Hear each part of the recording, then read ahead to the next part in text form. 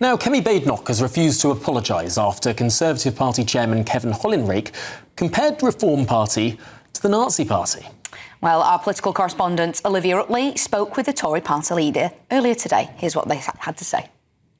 This important interruption is brought to you by ExpressVPN. Protect your money and your identity. Click the link in the description or scan the QR code here to get ExpressVPN right now and save up to 73% on annual plans today. Right, let's get back into it. Your chairman appeared to compare Reform to the Nazis in a recent tweet. Are Reform like the Nazis? He didn't actually say anything at all. He just put a link to a Wikipedia page of who else had golden historical badges. And let's be clear, Reform has got much bigger problems. On Friday, they had the leader of the party in Wales sentenced to prison for 10 years for spying on our country for Russia. I think that's a much bigger deal than a tweet. Your former colleague, Suella Braverman, has said that Kevin Hollinrake got this wrong. Will you take this opportunity to condemn that tweet from your chairman? I think given that when Sarah Pochin said she didn't like seeing black and brown faces on TV, Nigel Farage refused to apologise. I'm not going to apologise for a tweet that was made in jest. There's far too much time spent on silly things like tweets at a time when we've got a budget on Wednesday.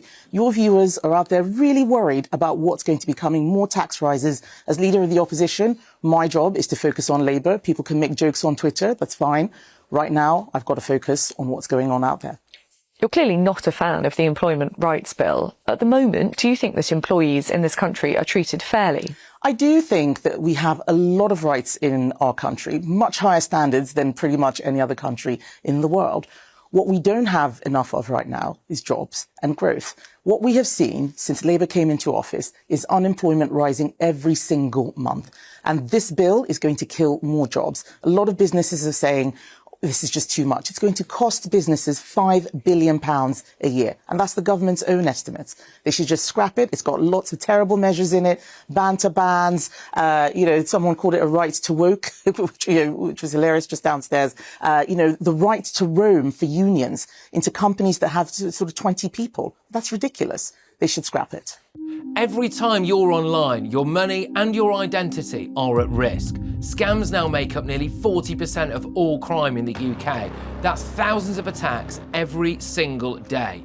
In Britain, someone has their identity stolen every 2 minutes, leaving victims with wrecked finances and years of stress. The threat is real, and you could be next. ExpressVPN is your shield against criminals. It locks down your devices, hiding your personal information and financial details from hackers, scammers, and anyone else looking to exploit you. So whether you're checking your bank, shopping, or just browsing, ExpressVPN makes you invisible to prying eyes trying to steal your money and your identity. ExpressVPN shields your data with military-grade AES 256 encryption. That's the same standard trusted by the US government to guard classified information. This is the highest level of online security you can get. So don't wait for disaster. Secure up to 14 devices at once and get powerful password protection. Real support is available 24/7 because cybercrime never sleeps. Save up to 73% on annual plans today. Every moment you hesitate is another moment you're exposed. Protect your money and protect your identity. Get ExpressVPN right now. In one word, do you support the rise in minimum wage? As business secretary, I was one of the people who increased the minimum wage. But what businesses are telling me right now is that it's too high and they're not hiring. You can put the minimum wage to £100 an hour. If businesses can't afford it, then no one gets jobs. We need to focus right now on creating jobs. Young people out there are really suffering. Lowest graduate recruitment we've ever had. Let's get people into jobs as quickly as we can. So that one word would be, no, you don't support the rise in minimum wage. Well, I don't know what they're raising it to. Yes, when the minimum wage has been too low, I personally, as business secretary, have raised it. But if businesses are saying we're actually closing down because we can't afford it, then I think we need to listen to them. It's not government that creates jobs, it's business. Government can raise it to whatever it is, but if business can't afford it, who's going to pay? No one. And young people don't get jobs. We have a ballooning benefits bill and a productivity crisis in this country. Is there an issue with laziness and entitlement in Britain? We need to get people back to work. There are a lot of people who can work, who don't work. Some of them choose not to. Others think that they can't for low-level health conditions like anxiety, mild depression. Actually, work would be good for them. We found about £9 billion of savings for that alone. But the welfare bill right now is ballooning. A lot of people are exploiting the system. We've seen sickfluencers on Instagram telling people how to game the system. No more in-face assessments. Let's bring that back. Let's cut the welfare bill down to something more manageable. Talking of that ballooning welfare bill, is the triple lock still a good use of taxpayer money? Yes, it is. The triple lock is conservative policy. Right now, we have people who have paid into their pensions, and actually making changes to this triple lock doesn't do anything for growth. It's just cutting and slicing the pie in a different way. Let's actually focus on growth measures. We get growth by getting people into work. Let's get Britain working again. One recent poll put the Conservatives on 14 seats at the next election. It seems as though you're struggling to build momentum. What mistakes do you think you've made in your first months as leader of the opposition? Well, if you're referring to the poll on Saturday, I was actually astonished that it was published. It was from ages ago. It's not a recent poll. And what we need to do is make sure people actually understand what's going on. It is quite clear that a lot of the public out there are very frustrated. We lost the election last year. We have to acknowledge that we made mistakes. What we're also seeing is Labour making a lot of mistakes and people looking at protest parties like Reform, like the Greens. It's going to take some time for them to start looking at Conservatives again. I have said that again and again. But what we're doing in the meantime is making sure that we have a plan that will work in government. Because what Labour is doing is leaving a huge mess to clean up. No one else is going to even know where to start except us. Thank you. Well, let's speak to the woman who brought us that interview. Yes, our very own political correspondent Olivia Utley joins us. Olivia, very combative, coming out fighting from Kemi Badenoch.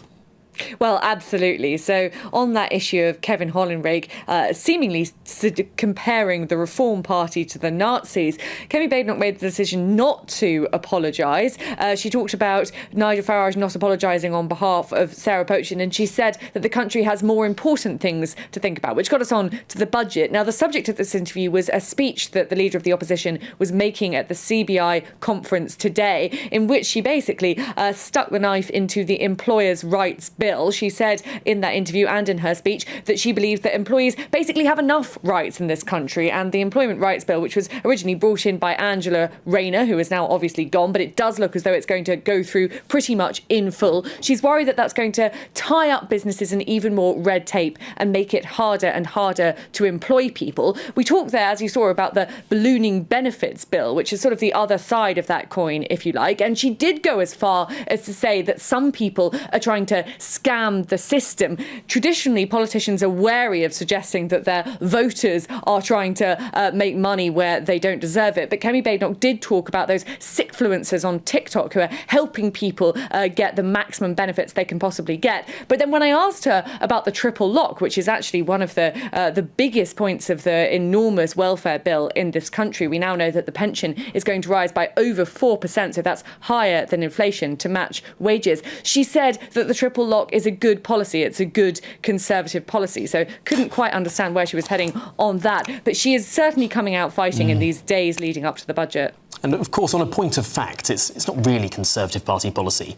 It became Conservative Party policy because of the coalition. It was Lib Dem Party policy in the 2010 election, and it's one of the things that was agreed to in the coalition agreement. Ever since then, the Tories have claimed it was their idea. It was never their idea. It was the Lib Dems, as many eye-catching but perhaps less than fiscally sound policies are. Olivia, thanks indeed for joining us, and that excellent interview with the leader of His Majesty's most loyal opposition.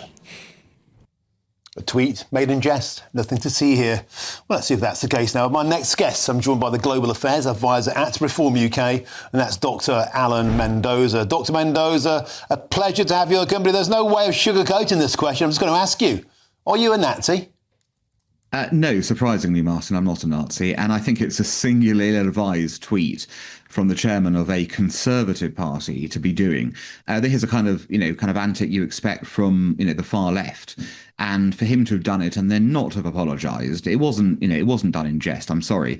You had to actually have done some serious research to get to that rather ridiculous idea that some Nazi gold coin was similar to what the Reform Party is putting out on a pin badge. I mean, it's just pathetic, and I don't understand why Kemi Badenoch's defending, and I don't understand why the tweet was put up and not been taken down since.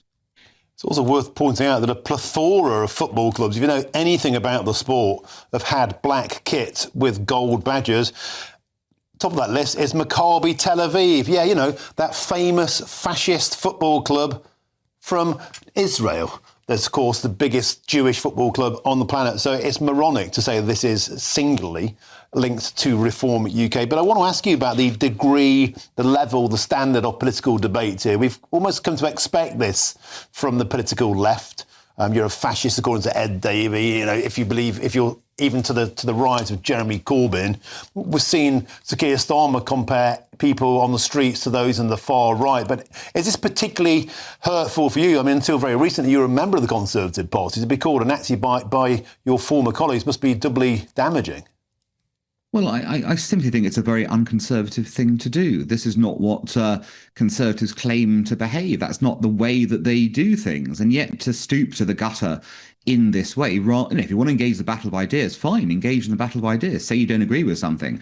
But to bring in, lazy gesture politics like this is unconservative, number one. And it, frankly, it just doesn't befit serious politicians. So it does go back to that level of discourse. What is going on in our politics today, where this becomes sort of acceptable and is laughed off, when in reality it reflects a sad decline in standards. And that is not what we should be doing, full stop, across the political spectrum. Dr. Mendoza, I guess the counterpoint would be, well, we have freedom of speech, people should be able to take a joke, but I guess the point that you might make is that words can have consequences, particularly if this sense of othering your political opponents. If you call people Nazis, you compare them to Adolf Hitler, you could potentially put them in actual real-world danger. Yeah, I mean, there is that. There is obviously the sense that if you, as you say, other the opponent, make them seem beyond the pale politically, you can encourage, extreme reactions to them. But I think really it's just a lazy shortcut to, engaging in debate and discussion. If you lob that at someone, you've kind of tried to end the conversation, haven't you? You've gone, they're so bad that all I've got is this. But in reality, we all know that there are millions of Reform voters out there, a number of whom used to be in the Conservative Party. So, for this to have been pushed out by the Conservative Party seems to me a bit of an own goal in trying to get those people back.